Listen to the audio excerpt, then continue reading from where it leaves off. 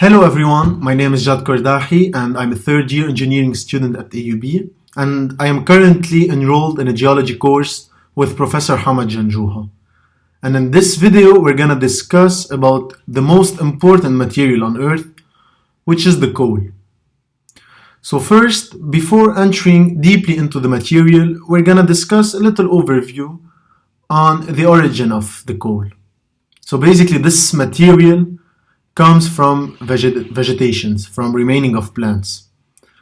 So the coal has an organic origin, but despite this specific characteristic, we're still considering this material as being a non-renewable energy material.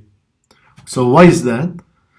Because it takes millions and millions of years to produce coal. Even though it has an organic origin, we will still consider this material as a non-renewable energy. And why does the coal produce energy? Why do we use this material to produce energy? It's because of its characteristics. It contains energy inside of it. It contains energy because of its origin, because of the plants. We discussed that the coal has organic origin. It comes from plants, from remainings. But these remainings were not totally degraded. So there were still plants before they were even buried into the subsurface. So these plants kept their energy inside of it, and they were buried inside the subsurface. And this is why the coal has a property to produce energy. So let's enter into the core of the subject. Let's discuss the material. Let's discuss how this coal, the processes that the coal went through in order to get to the final stage. So first, let's have a general description of the coal. So the coal, as you can see, looks like a rock. It's hard and it's black. But the main characteristic of the coal is that it possesses energy inside of it. Let's talk about the three main criteria for the coal. The first one is that it has an organic origin. The second one is that it's a non-renewable energy material, even though it has an organic origin, but it takes millions and millions of years to produce. And the last one is that it has energy inside of it. And this energy comes from the debris of plant that formed the coal. And this energy is still inside this specific coal. Let's have a general overview on the whole process.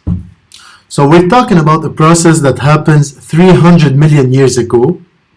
It's not a recent one, it's a very old one. And how was it produced? So we're talking about huge plants that we had. Not trees or these small plants that we can see now recently, but we were talking about huge plants. The debris of these huge plants will get accumulated to create a layer of dead plants that will get buried into the subsurface, and the whole environment should be containing water. So we're talking about oceans or swamp. And after further the burial compaction, we will have our coal. So the coal production has four steps. The first one is the accumulation of debris of the plants. The second one is the transition from these layer of plants to get a peat. The third step is the bituminization, and the last step is the transition from the bituminous to anthracite. So let's talk about the accumulation of the debris. We were talking about huge plants. These huge plants will get degenerated. So we had plant debris that would accumulate. But it's not a general process that could happen wherever we are. We would have to get a specific environment for us to have coal. So this environment should be waterlogged.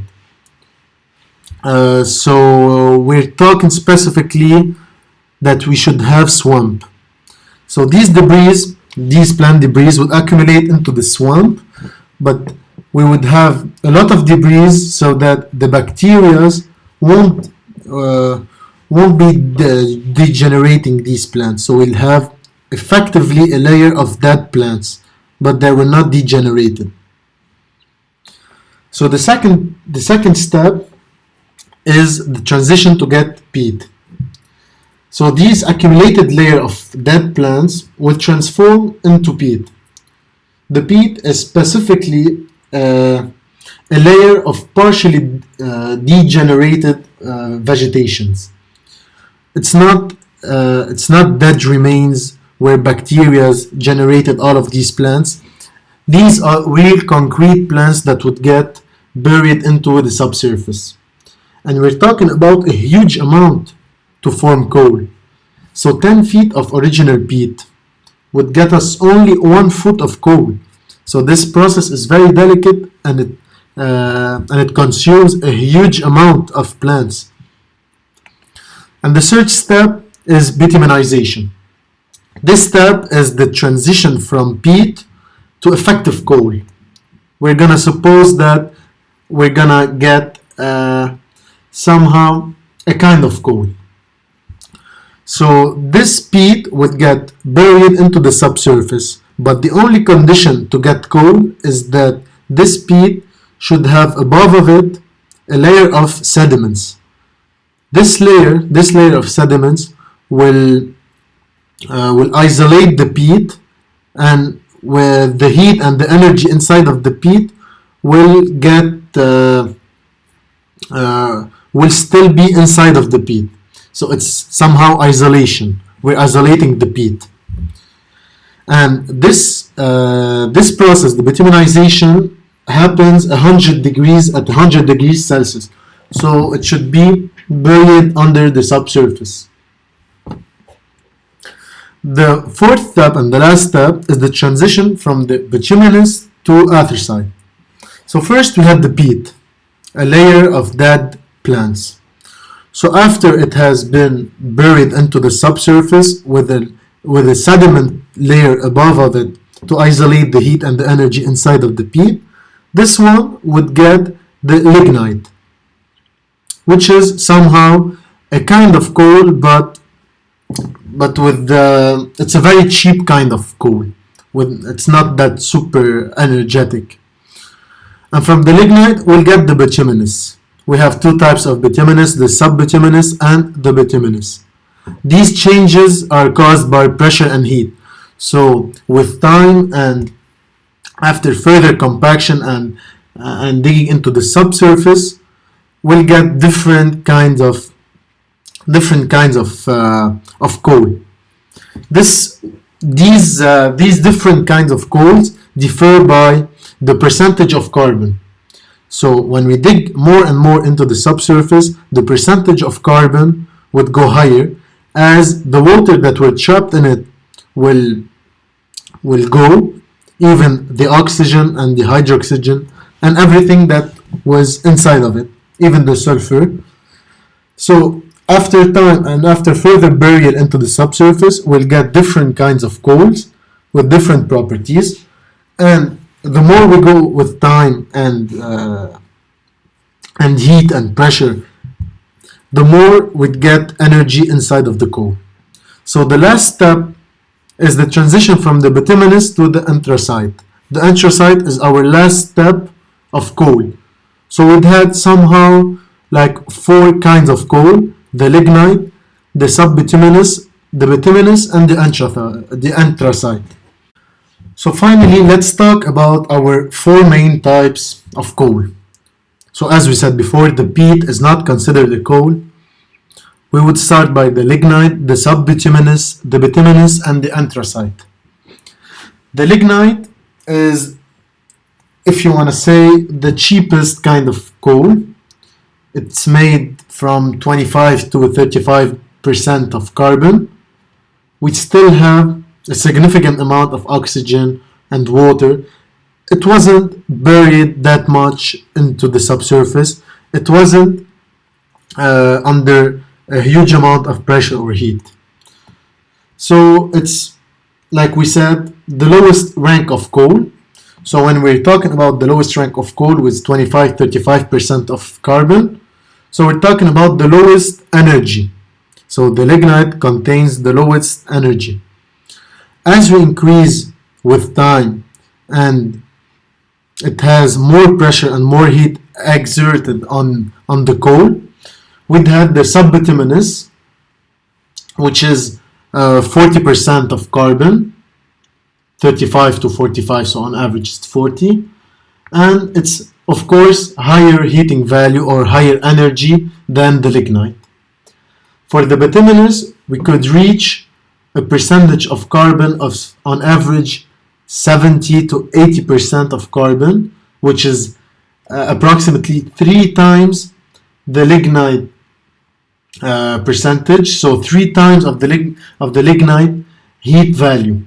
It has a lot of energy inside of it, so it could be used to produce more power, more energy, more electricity, but it got a high amount of sulfur, which will get us to the lowest grade of coal. Even though it's energetic, even though it got energy inside of it, but it's still the lowest grade of coal, seeing that it has high sulfur. And finally, our final stage is the anthracite, which is the best coal that we can have. It has 86 to 97% of carbon, and it's very, very energetic, the most energetic coal that we can get. But it's very rare. We do not, the anthracite is not that commercialized in the world.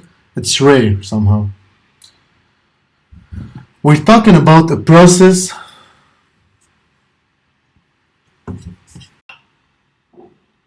So we're talking about a very delicate process. The coal is a very delicate process that should be done in a very specific environment with waterlog.